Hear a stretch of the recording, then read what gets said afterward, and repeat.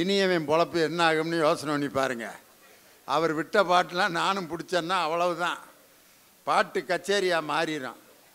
காரணம் என்னென்னா, ஒரு நம்ம இருக்கிற இடத்துல நம்ம எவ்வளோ மகிழ்ச்சியாக இருக்கிறோங்கிறதான் வாழ்க்கை. இப்போ லேட்டஸ்ட்டாக ஒரு பாட்டு பார்த்தீங்கன்னா, புருஷன் சப்புன்னு அரைகிறான் மனைவியை. போட்டு அறைய வாங்கிக்கிட்டவ அடிங்க, நல்லா அடிங்க அப்படின்னு அடிக்கிறேன், நல்லா அடிங்கன்னு. இவ்வளவு அன்பான மனைவியான்ட்டு ஒரு பாட்டு பாடுவான் பார்த்தீங்களா? நீ இருக்கிறது ஓலை கொட்டாயா, சும்மா நடக்கிறிய தவளை கட்டாயா, மஜாவா இனிக்கிறிய பஞ்சு முட்டாயா, ஆமா பஞ்சு முட்டாயா, தோஜாவா இருக்கிறிய ஓமடியில சாஞ்சு. ஒரு ஓலைக்கொட்டாயில இருந்து கணவன்ட்ட அடி வாங்கினா கூட கனிந்த மனம் இருந்தால் ஒரு மனுஷன் மகிழ்ச்சியா இருக்க முடியும். 15 ரூம் கட்டி பங்களாவில் ஏசியை போட்டு அருமையா தூக்க மாத்திரையை போட்டுட்டு 12:30 எந்திரிச்சு உட்காந்துருக்கான்லாம் இருக்கான். ஏதோ சத்தம் கேட்டுச்சு, சாவி ஓட்டுற மாதிரி பார்த்தா நாய் வாங்கணும். நீ கூட நிம்மதியா இருக்க, நம்மளால தூங்க முடியலையேன்ட்டு அவன் தலானி கட்டியில் இருக்க சாவி எடுத்து பார்த்துட்டு, ஐயோ இருக்கா, நீ எடுத்துட்டு போன மாதிரியே கனவு வருதுன்ட்டு. வாழ்க்கையாடாது அப்படின்னு யாரு ராஜன் கேட்டிருக்கார். நிறைவாக நிறைந்த பணமே அப்படிங்கிற அணிக்கு உங்களுடைய பலத்த கரவொலியோடு வருகிறார் எங்க இனியவன். நடுவர் பொறுப்பினை ஏற்றிருக்கின்ற, முறையாக வருமான வரி கட்டுகின்ற நல்லதொரு நடுவர்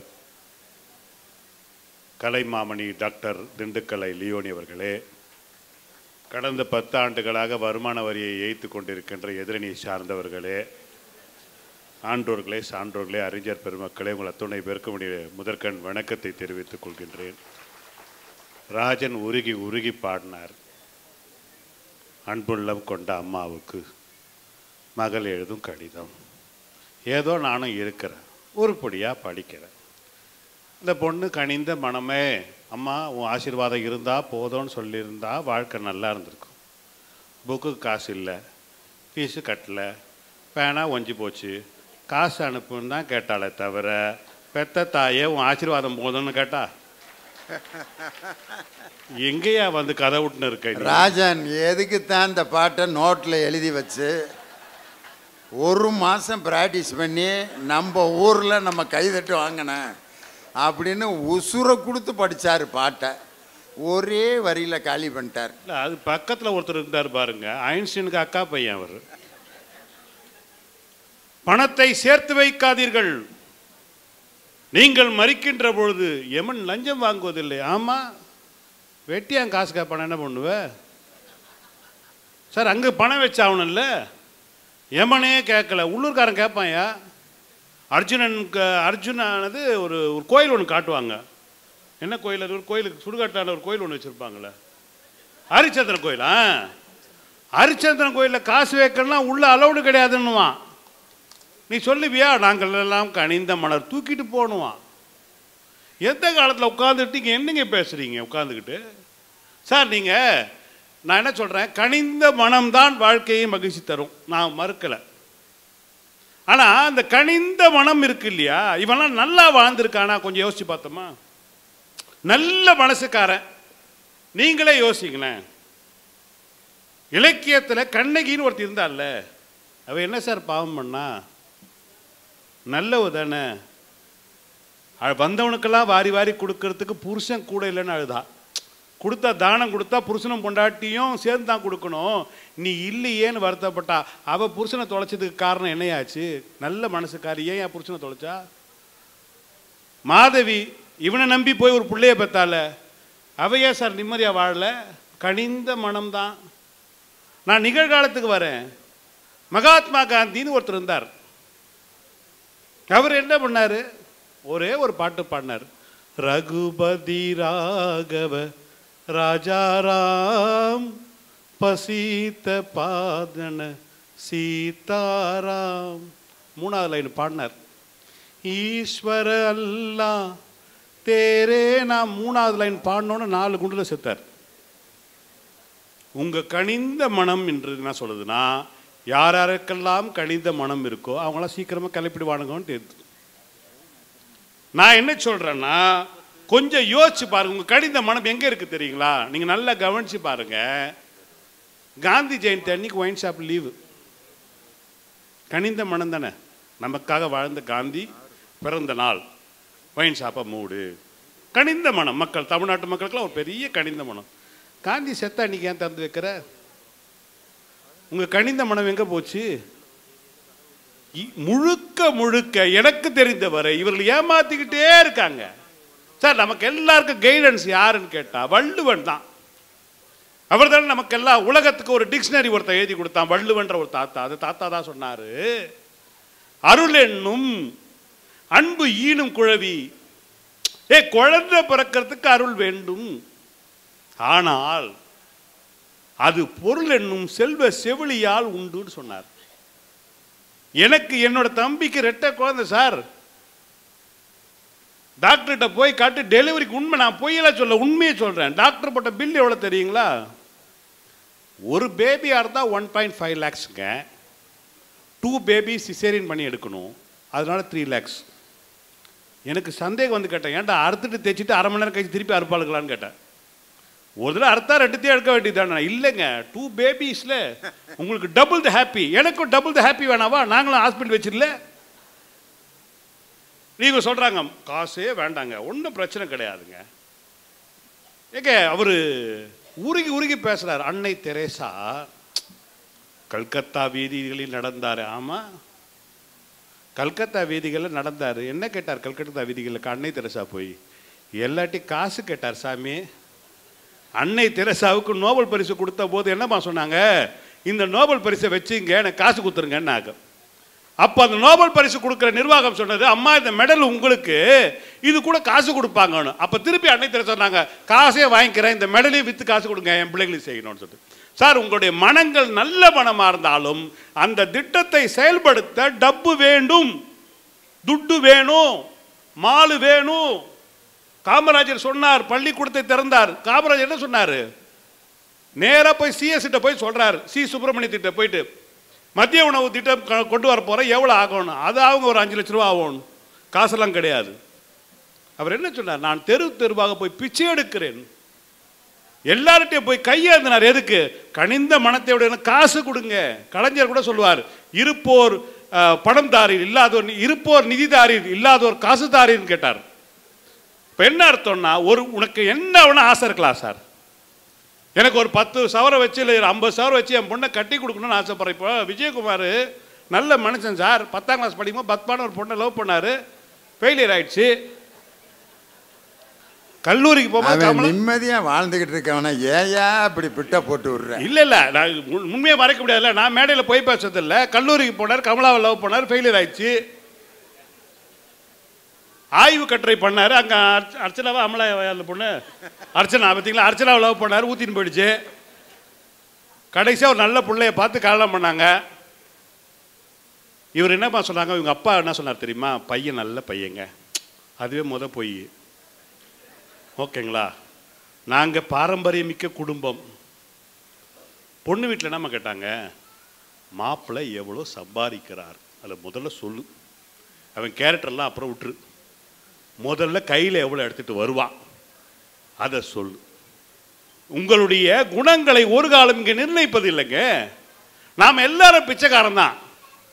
யாருங்க பணக்காரனா இல்லை? கோயிலில் போய் பார்த்தீங்கன்னா இல்லாத வெளியே பிச்சை எடுக்கிறான், இருக்கிறவங்க உள்ளே போய் பிச்சை எடுத்துக்கிறானுங்க, ஏதாவது குடுன்னு சொல்லிட்டு. ஆனால் எல்லோருக்கும் ஒரு தேவை இந்த நாட்டில் இருந்துகிட்டே இருக்கு. இவர் சொன்னார் பென்னி குயிக் எங்கள் மாவட்டத்தில். ஆமாம், பென்னி குயிக் போய் அவங்க ஊரில் போய் சொந்தக்காரெல்லாம் கூப்பிட்டு வந்தார, வாங்க எல்லாம் வாங்க, கனிந்த மனத்துக்கான சொந்தக்காரர்களே எல்லாரும் வாங்க, அணை கட்டுங்கண்ணா. எல்லா சொத்தையும் விற்று காசாக்கி கொண்டு வந்து அணை கட்டியதான் வரலாறை தவிர நல்ல மனத்துக்காரங்களாம் ஒன்றும் கிடையாது. ஏன் எங்கள் ஊரில் எல்லாம் நல்ல மனசுக்காரங்களா? நீங்கள் யார்கிட்ட வந்து காது குத்துட்டு இருக்கீங்க? ஒன்றும் இல்லைங்க. இன்றைக்கு குழந்தைகளை புரிந்து கொள்ளக்கூடிய மனம் இன்றைக்கு பெற்றோரிடம் இருக்கிறதா? எனக்கு தெரிஞ்ச பிள்ளைக்கு பேர் என்னோட பேர் வைக்கணும்னு சொல்லிட்டு இனியான்னு பேர் வச்சாங்க. அவளுக்கு இனியவள்னு வைக்காம இனியான்னு பேர் வச்சாங்க. அவள் என்ன விட 4 மடங்கு பேசுவா. சார் உட்காந்துக்கிட்டு அந்த காக்கா படம் இருக்குல்ல, படங்களில் கலர் போடணும். அவள் உட்காந்துன்னு எல்லா கலரையும் போட்டு போட்டு போட்டு போட்டுருந்தான். நான் வீட்டுக்குள்ளே நுழைஞ்சிட்டேன். நான் பார்த்தேன் காக்கா படத்தில் கலர் கலராக போட்டுக்கிறா. நான் காக்கானே தெரில, எல்லா கலரும் போட்டிருக்கா. நான் வாயை வச்சுட்டு சும்மா இருக்காமல் பஞ்சவர்ண கிளியான்னு கேட்குற நேரத்தில் அந்த குழந்தை நேராக போய் அவங்க அப்பா கிட்ட போய் பாத்தியா காக்கான்ட்டான். காக்கா என்ன கலர் சார் இருக்கும்? கருப்பு. எவன் சொன்னா? அவங்க அப்பங்கார என்னமா சொன்னா? அறிவு கட்ட முண்டம் லூசு, காக்கா கருப்பாக தாண்டி இருக்கும் அப்படின்னா. அந்த குழந்தை தெளிவாக சொல்லிச்சு, அது உன் காக்கா, இது ஏன் காக்கா. சார் பைத்தியம் பிடிச்சிருச்சு எனக்கு. அப்புறம் போய் கூகுளில் போய் தேடுறேன் காக்காவுடைய நிறம் என்னன்னு. காக்கா நம்ம ஊரில் கருப்பாக இருக்குது, சில ஊரில் சாம்பல் கலரில் இருக்குது, சில ஊரில் வெள்ளை கலரில் இருக்குது. அப்போ குழந்தை சொன்னது கரெக்டு தானே? ஒரு குழந்தையை புரிந்து கொள்ளக்கூடிய மனநிலை கூட உங்களிடம் இல்லையே. அவ்வளோ பாத்திரத்தோடு வாழ்றீங்களே, நீங்கள் என்ன வாழ்க்கையை, மகிழ்ச்சியான வாழ்க்கை உங்களால் வாழ முடியுது? சார் ஒன்று தெரிஞ்சுங்க, வள்ளுவன் எல்லா அதிகாரமும் எழுதினான் இல்லையா? கல்வி என்ற அதிகாரத்தை ஏன் பொருள் அதிகாரத்தில் வச்சான்? ஏன்னு சொன்னா கல்வி கற்பது காசு தேவைன்னு வள்ளுவனுக்கு தெரிந்திருக்கிறது, தமிழ் படித்த விஜயகுமாருக்கு தெரியவில்லை. ஒரு கவிஞன் எழுதினான், கல்வி கற்க புத்தகங்களை விட நோட்டுகளே அதிகம் தேவைப்படுகிறதுன்னு எழுதுறான். என் அன்பிற்குரியவர்களே, நீங்க சொல்றாங்க இல்லையா பணம் ஒரு காலம் நிம்மதி தராது. ஆமா, பணம் ஒரு காலம் நிம்மதி தராது என்று எந்த ஏழையும் சொல்வது இல்லை. நிம்மதி தராத பணத்தை இழப்பதற்கு எந்த பணக்காரனும் தயாராக இல்லை. இது யதார்த்தம். நான் மேடைக்காக பேசல, உண்மையை பேசுறேன், யதார்த்தமாக ஒரு விஷயத்தை பேசுறேன். நான் இறுதியாக ஒன்றை சொல்லி நிறைவு செய்கின்றேன். நண்பர்களே, ஒருவேளை நான் இறந்து போனால், இல்லை இறந்து போனவர் வீட்டில் போய் பாருங்க, இந்த டெத் சர்டிபிகேட் இருக்குல்ல, இறப்பு சான்றிதழ், யார் யார் வீட்டில் வாங்குறா? எவனவன் அப்பன் எவனவன் இறந்து போவதற்கு முன்னால் சொத்து வச்சிருக்கானோ, இல்லை கவர்மெண்ட்ல வேலை வச்சிருக்கானோ, இந்த சர்டிபிகேட்டால வேல்யூ இருக்கிற மாதிரி நம்ம செத்து போனாதான் அவன் வீட்டில் டெத் சர்டிபிகேட்டே வாங்குறாங்க. 10 பைசாவுக்கு பிரயோஜனப்படாத வீட்டில் டெத் சர்டிபிகேட் வாங்குறது இல்லை. இது யதார்த்தமான உண்மை. யாரை ஏமாத்துறீங்க? நான் ஒரு 5 லட்சம் ரூபாய் இல்லை 50 லட்சம் ரூபாய் வச்சுட்டு ஒரு 5 ஏக்கர் வைத்து விட்டு நான் இறந்து போனால் என்னுடைய வீட்டில் என்னுடைய படத்தை பெருசா வச்சு சந்தனமாலை போட்டிருப்பான் என் பையன். ஒன்றும் வைக்கலன்னு வச்சுங்களேன், பாஸ்போர்ட் சைஸ் ஃபோட்டோ இருக்குல்ல, அதை பர்ஸில் வச்சுக்குவான். ஒரு 6 மாதம் கழிச்சு அந்த பாஸ்போர்ட்டில் அந்த மூஞ்சும் பர்ஸும் ஒட்டி அதுவா இதில் மாறி அதில் ஒன்றுமே இல்லாத போய் வேணே எடுத்து பார்ப்பா, எங்கேயோ பார்த்த மாதிரி இருக்குது, யாருன்னே தெரியலன்னு அவனே தூக்கி போட்டுருவான். நண்பர்களே, இறந்த பிறகும் நீங்கள் வாழ வேண்டும் என்று சொன்னால் குறைந்தபட்சம் பணம் தேவை. நான் ஒன்றை சொல்லுகின்றேன், நிறைவான வாழ்க்கைக்கு தேவை மனம்தான். ஆனால் அந்த மனம் மகிழ்ச்சியாக இருக்க வேண்டும் என்றால் பணம்தான் தேவை என்று கூறி நிறைவு செய்கின்றேன். நன்றி, வணக்கம். எந்திரிச்சு போகிறவங்களும் எப்படி போனார் தெரியுமா? சிஓ போனார். இப்போ லியோனி சங்கடப்படுவார் அப்படிங்கிறதுக்காண்டி ஃபோன் வந்த மாதிரி அப்படி எடுத்துக்கிட்டு போனார். என்னன்னா, ஃபோன் வந்ததுனால சிஓ போயிட்டாரு அப்படின்னு நான் நினச்சிக்குவேனா? இதுதான் மனசு. என் மனசை கஷ்டப்படுத்தக்கூடாதுன்னு நினச்சிட்டு இன்னொருத்தர் எந்திரிச்சு போனார். லேசாக அப்படி பேண்ட் அப்படி இழுத்தார். சரி, ஏதோ ரெஸ்ட் ரூம் போகிறாரு போல இருக்கேன். அவரும் ரெஸ்ட் ரூம் வருது அதனால் போகிறேன்ட்டு எனக்கு காமிச்சிட்டு, இப்படி எழுந்து போனவர்கள் கூட என்னுடைய மனசு கஷ்டப்படக்கூடாதுன்னு நினச்சி எந்திரிச்சு போகிறாங்க. இதுதான் மனசு. சினிமா பாட்டில் பாருங்கள், அப்பா அன்பு மனம் கனிந்த பின்னே அச்சம் தேவையா, அன்னமே நீ இன்னும் அறியாத பாவையா, அஞ்சுவதில் அஞ்சி நின்றால் அச்சமாகுமா, அன்பு மனம் கனிந்ததும் புரியாமல் போகுமா. பாட்டு எழுதினது பட்டுக்கோட்டை கல்யாண சுந்தரம். அன்பு மனம் கனிந்த பின்னே அச்சம் தேவையான்னு. இன்னொரு பாட்டு கண்ணதாசன், மனம் கனிவான அந்த கன்னியை கண்டால் கல்லும் கனியாகும். மனம் கனிவான கன்னியை கண்டால் கல்லும் கனியாகும். இன்னொரு மன்னாதி மன்னன்ல கண்ணதாசன், கனிய கனிய மழலை பேசும் கண்மணி, உயர்காதல் பொங்கும் கீதம் பாடும் பொன்மணி, கனிந்த மழலை தந்தவர் யார் சொல்லவா, உங்கள் காதல் பொங்கும் தீபம் நீங்கள் அல்லவா, கனிந்த மழலை தந்தவர் யார் சொல்லவா. எத்தனை பாட்டு சொல்லலாம். இன்றைக்கி அதெல்லாம் ரைட்டு. கனிந்த மனமா நிறைந்த பணமா சொல்லணும். பணம் இல்லாட்டி வாழ்க்கையில் மகிழ்ச்சியாக கிடையாது. என்எஸ் கிருஷ்ணன் பாடாத பாட்டா? ஒரு பாட்டு பணம்ன்ற படத்திலே எழுதியிருப்பார். 1 to 20 வரைக்கும் கொண்டாட்டம் கொண்டாட்டம் கொண்டாட்டம், அன்பாக போட்டு வைத்த உண்டியல் வாயை கொஞ்சம் அகலமாக்கி ஆட்டி பாப்பார் 21. முடிஞ்சா? முருகா பழனிக்கு வர்ற முருகா, 10 ரூபா 10 ரூபா 10 ரூபா 10 ரூபா 10 ரூபா 10 ரூபா 21 நாள் 100 ரூபாயா போட்டு தைப்பூசத்தன்னைக்கு போகலாம். அப்படிங்கிற நேரத்தில் மகனுக்கு சவிக்கம்லாம் போயிடறேன். முருகனை பார்க்குறாரு. முருகா, நீயும் சிவபெருமானோட மகன் தானே, உங்கள் வீட்லேயும் பிரச்சனை வந்தப்போ எவ்வளோ சிரமப்பட்ட நீ. என் பிள்ளை ஃபிட்ஸ் வந்திருக்கு, தைப்பூசத்துக்கு இந்த தைப்பூசம் இல்லை அடுத்த தைப்பூசத்துக்கு கூட வந்துடலடி, உத்தரத்துக்கு கூட வர்றேன் முருகா, உண்டியல்ல ஓப்பன் பண்ணிடுறவா. முருகன் பண்ணாதரா நான் சொல்ல போகிறாரு. நல்ல மனுஷன் அவர், ஓப்பன் பண்ணுறா, மகனை காப்பாற்றுறான்னு. தென்பழனி திருப்பதிக்கும் ஸ்ரீரங்கம் போவதற்கும் சிக்கனமாய் போட்டு வைப்பார் தேதி 1. அன்பாக போட்டு வைத்த உண்டியல் வாயை கொஞ்சம் அகலமாக்கி ஆட்டி பார்ப்பார் 21. காசு. கண்ணதாசன் இது ஒரு பாட்டு எழுதி டிஎம் சௌந்தரராஜன்ட்ட கேட்குறாங்க பேட்டி, நீங்கள் வாழ்க்கையிலே ரொம்ப ரசித்து உணர்வு பூர்வமாக பாடின பாட்டு எதுங்க, எந்த பாட்டுன்னு சொல்லுவாருன்னு எல்லாரும் எதிர்பார்த்தாங்கன்னா, அந்த நாள் ஞாபகம் நெஞ்சிலே வந்ததே நண்பனே நண்பனே நண்பனே, அதை சொல்லுவார்னு பார்த்தா நான் உணர்ந்து பாடின பாட்டு எது தெரியுங்களா? எங்கள் ஊர் ராஜான்னு ஒரு படம். அந்த படத்தில் மகனுங்கள்லாம் கை விட்டு போன பிறகு அப்பம் பாடுவான் பாருங்க ஒரு பாட்டு. தென்னைய பெத்தா இளநீரு, பிள்ளைய பெத்தா கண்ணீரு, பெத்தவன் மனமே பித்தம்மா, பிள்ளையின் மனமே கல்லம்மா. இந்த பாட்டைத்தான் நான் உணர்ந்து பாடினேன். யார்? டிஎம் சௌந்தரராஜன். இப்போ நீங்கள்லாம் கைதட்டுறீங்கன்னா ஓ இதெல்லாம் உணர்வு வாழ்க்கையில். எங்கள் அப்பந்தான் 2 மகனுங்க ஒரு அப்பா. திடீர்னு மகன் தனி கொடுத்து நம்ம போயிட்டான். பெரியவன் மூச்சை பிடிச்சி அவனை படிக்க வச்சு வளர்த்தாரு. பா ஒய்ஃபு உங்கள் மருமக தனியாக போனான்னுச்சுப்பா. சரி போயிட்டு வாடா மகனே, இந்த சின்னவன் இருக்கான்ல பார்த்துக்கிறேன் அப்படின்ட்டு ஒரு 2 மாதம் ஓடிச்சு. சின்னவன் வந்தேன். பா அண்ணன் பயங்கரமான துரோகிப்பா, இவ்வளவு கஷ்டப்பட்டு அவனை படிக்க வச்சிங்க, தண்ணி கொடுத்து நான் போயிட்டான். நான் அப்படிலாம் இல்லை, நீங்கள் 2 பேரும் இந்த வாடகை வீட்டுக்கு போயிருங்க, நானும் எங்கள் வீட்டுக்காரம்மா இங்கே இருக்கேன்னா. அப்போ தான் அப்பயும் யோசிச்சிருக்கேன், அவன் எவ்வளவோ தேவலாமுடா, எங்களை குடியிருந்த வீட்டை விட்டுட்டு வேறு வீட்டுக்கு என்னை அனுப்புறியடான்னு. அப்போ தான் பானையிலே சோறு இருந்தால் பூனைகளும் சொந்தமடா, சோதனையை பங்கு வச்சா சொந்தமில்லை பந்தம் இல்லைன்னு. ரொம்ப ஒரு வசதியாக இருக்கவரை பார்த்து சொல்கிறான், அவர் நமக்கு ரொம்ப நெருங்கின சொந்தம். அப்படியா? கூட பிறந்த அண்ணனா? இல்லை, எங்கள் பெரிய பங்காளியோட 1 விட்டு அண்ணன் இருக்கார்ல, அவரோட நாத்தனா மகளுக்கு தான் என் கொழுந்தியாலோட தம்பி மகளோட அண்ணன் பொண்ணை கொடுத்துருக்குங்கிறேன். இதை கணக்கு போட்டு என்னைக்கு அவன் என்ன சொந்தம்னு கண்டுபிடிப்ப?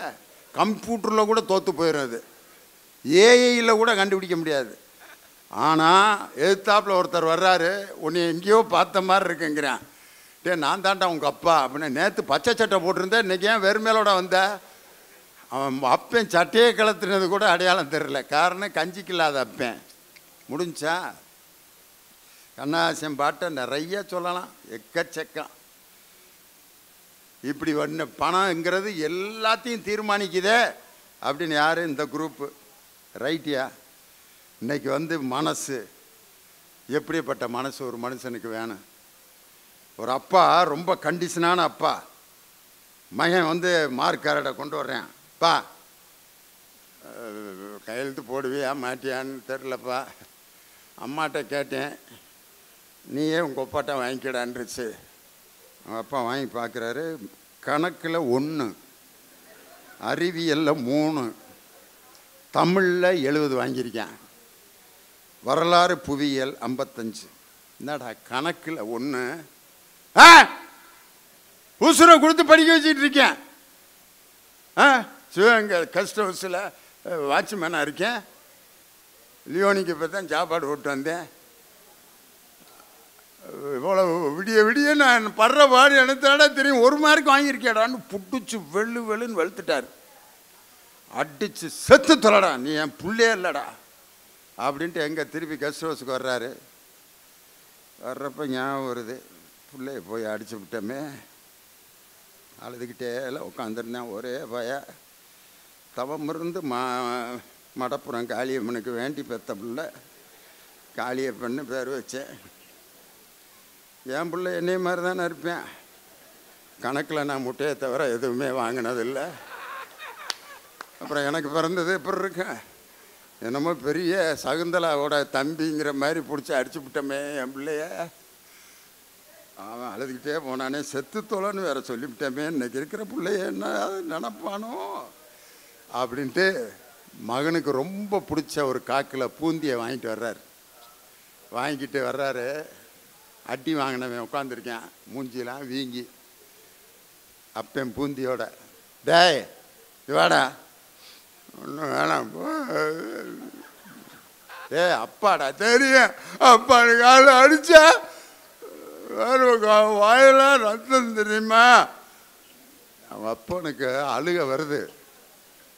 அப்பாடா வாடா, அப்பா தானடா அடித்தேன், அதுக்குன்னு இப்படியா அடிப்பாங்க, கணக்கில் நான் அடுத்த தடவை பாஸ் ஆயிடுவேன்னு தானே சொன்னேன், அப்புறம் ஏன் அடித்தேன். வாடான்னு கூப்பிட்றாரு, வரமாட்டேங்கிறான். எந்திரிச்சு அவங்க அப்பன் மகன்கிட்ட போய், வாடா தங்கப்பிள்ள, என் சாமி நான் கணக்கில் முட்டை வாங்கினேன்டா, நீ 1வது வாங்கியிருக்கியாடா என் தங்கம், அடிச்சு விட்டேனடா செல்லக்குட்டியே, இங்கே வாடி தங்க குட்டியே, இங்கே வாடி வாடா, இந்த பூந்தி ஒன்றும் வேணாம், அடிச்சு விட்டு பூந்தி சாப்பிட்றா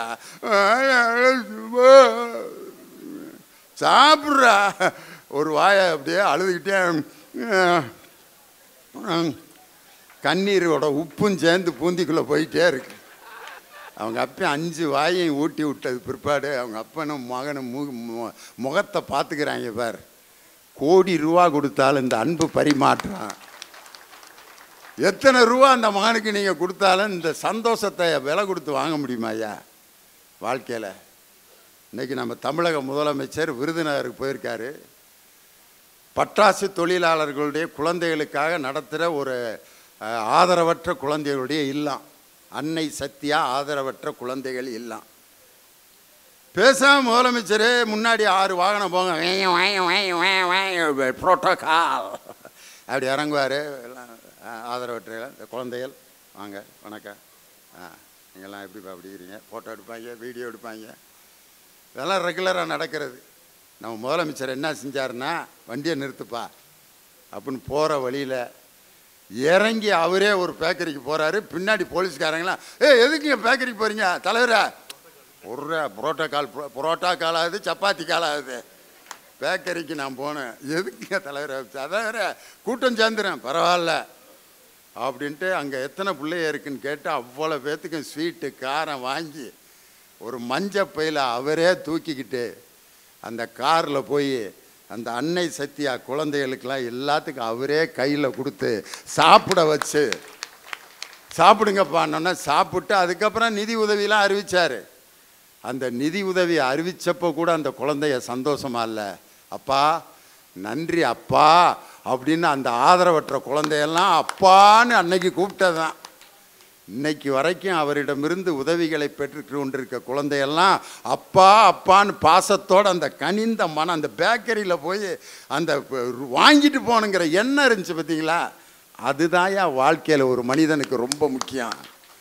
நம்ம ராகுல் காந்தி எதிர்கட்சி பாராளுமன்ற எதிர்கட்சி தலைவர், ராஜீவ் காந்தியோட மகன், அவரோட இந்திரா காந்தியோட பேரன், கோயம்புத்தூருக்கு சர்வகட்சி கூட்டம் பிரச்சாரத்துக்கு வந்தவர் பேசாமல் மேடையில் பேசிட்டு போக வேண்டியதானே. அவரும் வண்டியை நிப்பாட்டி ஒரு பேக்கரியில் போய் 1/4 கிலோ ஸ்வீட்டை வாங்கிட்டு நம்ம முதலமைச்சர்கிட்ட I consider you as my brother, I have no brother, I have only one sister, you are my brother, MK Stalin is my brother அப்படின்ட்டு அந்த ஸ்வீட் பாக்ஸை கொடுத்தாரு. அரசியல் எப்படியோ கடந்துட்டு போகுது. அந்த ஒரு ஸ்வீட் பாக்ஸ் பெட்டியை கையில் கொடுத்து பரிமாறப்படுகின்ற அந்த பாசமான மனசு இருக்குது பார்த்தீங்களா, அந்த மனசு தாயா இன்னைக்கு உலகத்தையே வாழ வைத்து கொண்டிருக்கிறது. நாகூர் தர்கால அந்த கந்தூரி விழாவுக்கு அந்த பச்சை போர்வை யார் தயார் பண்ணுவா தெரியுமா? பழனியாண்டி பிள்ளைங்கிற ஒரு முருக பக்தருடைய குடும்பம்தான் 50 ஆண்டுகளாக நாகூர் தர்கால கந்தூரி விழாவுக்கு அந்த பச்சை கலர் போர்வையை தயார் பண்ணுறது முருக பக்தரான பழனியாண்டி பிள்ளை. வெறும் தயார் பண்ணி மட்டும் கொடுக்கறதில்ல, அந்த கந்தூரி விழாவுக்கு ரம்லான் நோன்பு இருக்கிற மாதிரி 40 நாள் பழனியாண்டி குடும்பமே நோன்பு இருந்து அந்த பச்சை போர்வையை நெஞ்சு கொண்டு வந்து அந்த நாகூர் தர்கால போடக்கூடிய அந்த மத ஒற்றுமையினுடைய அந்த கனிந்த மனம். திருப்பரங்குன்றத்தில் சிக்கந்தர் பாபாவா முருகனா பஞ்சாயத்து நடக்குது. அங்கே மக்கள்லாம் சேர்ந்து கோஷம் எப்படி போட்டான் தெரியுமா? கந்தனுக்கு அரோகரா, நாரே தக்பீர், அரோகரான்னா. நாரே தக்பீர் அல்லாஹு அக்பர்லடா சொல்லணும், நாரே தக்பீர் அரோகரான்னு. முருகனும் சிக்கந்தர் பாபாவும் எங்களை பொறுத்தளவு ஒன்று தான்டா. மலையில் அவர் மேலே இருக்கார், இவர் கீழே இருக்கார், அவ்வளோதான் வித்தியாசம். எங்களுக்கு எல்லாம் ஒன்று தான்னு வாழ்கிறான் பாருங்க. அந்த மனசு தாயா இன்னைக்கு மனுஷனை வாழ வச்சிட்டு இருக்கு. எங்கள் பாலமுருகன் வந்து இப்போ என் காதில் என்ன சொல்லிட்டு போனார் தெரியுமா? நீங்கள் வாட்டுக்கு பேசிகிட்டு இருக்காதீங்க, 10:15 ட்ரெயின் அப்படின்னு சொல்லிட்டு போனார். ஒரே ஒரு சம்பவத்தை சொல்லி நான் தீர்ப்பு சொல்கிறேன். நாங்கள் வேலூரில் பட்டிமன்றம் முடிச்சுட்டு காரில் வந்துக்கிட்டு இருக்கோம். காலையில் தேனியில் என் தலைமையில் ஒரு கல்யாணம். அதனால் அங்கேயே வேட்டி சட்டையெல்லாம் ரெடி பண்ணி புறப்பட்டு வேலூர்லேருந்து அந்த டிரைவரை அழுத்தியா அழுத்தியா அழுத்தியா அப்படிங்கிற டிரைவரு. அன்னைக்கு டாட்டா கோயலிஸ்னு ஒரு வண்டி அடி பறக்குது 120. நான் ஃப்ரண்ட் சீட்டில் உட்காந்துருக்கேன். எனக்கு பின்னாடி எங்கள் பேச்சாளர்கள் அரங்க நெடுமாறன், பேராசிரியர் முருகன் அவங்கெல்லாம் உட்காந்துருக்காங்க. நந்தலால் திருச்சியிலே இறங்கிட்டார். இறங்கி வர்றப்ப தாடி கொம்புக்கிட்ட வண்டி அப்படியே அப்செட் ஆகி பள்ளத்தில் உருண்டு அப்படி குழிக்குள்ளே கிடக்கிறோம் நாங்கள்லாம். காலையில் ஒரு 5:30 மணி இருக்குது, 5:45 விடியுது. அப்போ தான் நான் முன் சீட்டில் உட்காந்து நான் ஒருத்தந்தான் நிதானமாக இருக்கேன்.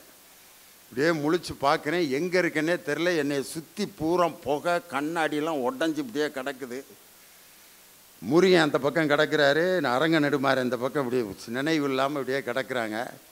முருகன் பாக்கெட்லேருந்து ஒருத்தன் பணத்தை எடுக்கிறேன். அரங்க நெடுமாறன் கையில் இருக்கிற பிரேஸ்லெட்டை ஒருத்தன் கழட்டிட்டு போகிறான். அரங்க நெடுமாறன் பையில் இருக்கிற பணத்தை ஒருத்தன் எடுக்கிறான். என் கண்ணு முன்னாடியே கத்த முடியல என்னால். அவ்வளோ பேர் அள்ளிட்டு போகிறாங்க. ஒவ்வொருத்தன் பையெல்லாம் திறந்து தேடுறாங்க.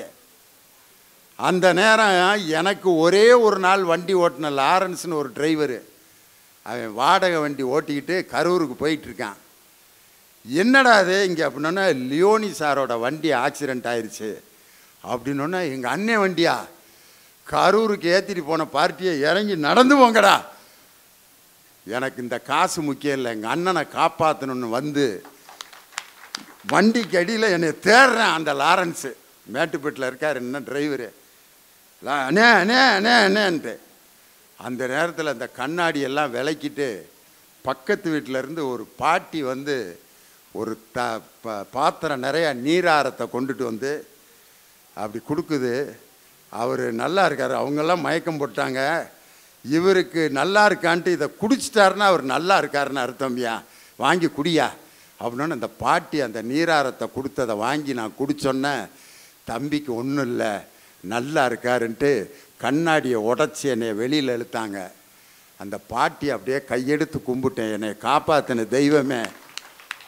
எனக்கு இவ்வளவு பேர் பணத்தை அள்ளிட்டு போகிறப்ப எனக்கு நீராரம் கொடுக்கணும்னு நினச்சியே, வாழ்க்கையில் கடவுளை எவனுமே நேரில் பார்த்ததில்ல, உன்னே தாமா நான் நேரில் கடவுளாக பார்க்குறேன்னு சொல்லிட்டு ஒரு 15 நாள் கழித்து நான் ஆஸ்பத்திரியில் டிஸ்சார்ஜ் ஆன பிறகு முருகன் அரங்க நெடுமாறன்லாம் நல்லா ஆயிட்டாங்க.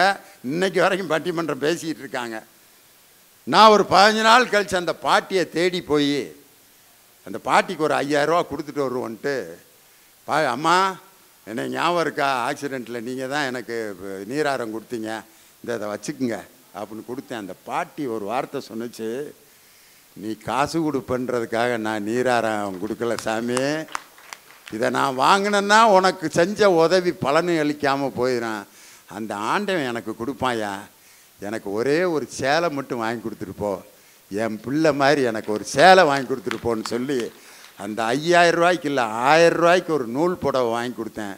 அதை வாங்கி கண்ணில் ஒத்திக்கிட்டு எனக்கு நெத்தியில் விபூதி வச்சு, இன்னும் 100 வயசுக்கு நீ நல்லா மக்களை சந்தோஷப்படுத்தணும்டா அப்படின்னு சொன்ன அந்த பாட்டியோட மனசு. வாழ்க்கையில் இதுக்கு மேலே ஒரு மனுஷன் வாழ்க்கையில் என்ன சம்பாதிக்கணும்னு நினைக்கிறீங்க? எத்தனை ரூபா, எத்தனை முதலமைச்சர் பொறுப்பு, எவ்வளவு பெரிய லியோனி நடுவர், பாடநூல் கழக தலைவர், கலைமாமணி, ஆகாகா வாகாக.